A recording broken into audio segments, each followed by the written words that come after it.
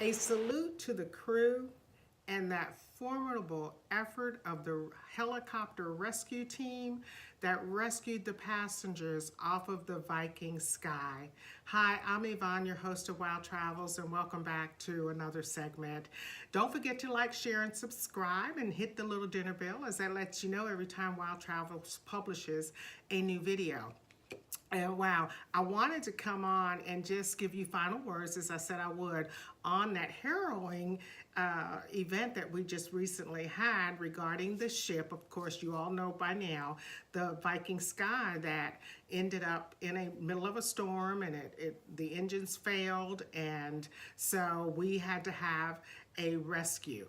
I want to, again, first thank you all that commented and you sent out your thoughts and your prayers and your concerns for the passengers that were on that ship. I wish I could have read all of them to you, but if you want to go to the original one, you can read some of the comments there. You guys have just been awesome.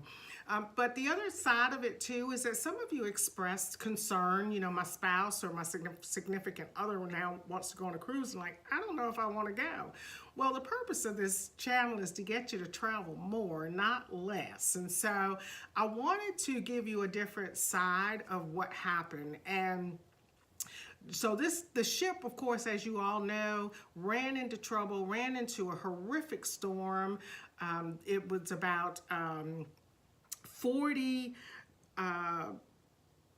mile-an-hour winds, and the waves were about 25 feet high. And that, I mean, I can't dress it up, okay? This was just the cruise from hell. They were taking on water, glass was breaking, people were being injured. If you saw some of the videos, everything was sliding from side to side. But in the middle of all of that, that crew had the wherewithal to anchor that ship. They remained calm, and they were able to anchor that ship. That is what allowed the helicopter rescue team to come in and be able to begin rescuing the passengers off of the ship. Now keep in mind, they originally sent 5 helicopters out. Now, and while they're doing that, there was a cargo ship nearby. It ran into trouble. It lost power. So now they've got 2 boats out there needing to be, with individuals on them, needing to be rescued. So 2 of the 5 helicopters had to leave Viking to go and help the cargo ship that was also losing power, and they were in trouble. They then began transporting and hoisting the passengers up one by one. First, these were those that were disabled, and then those that were injured. So about 460, one by one. They're in the wind, they're in the storm. I believe it may have been about 20 hours. Now once, around Sunday, the ship did the engine, they were able to get the engines going again. So that left about, I believe it was about 450 crew and 430 passengers that they were able to, along with some other ships, they were able to guide it into Modi, where they were able to have first responders take care of the passengers and crew there.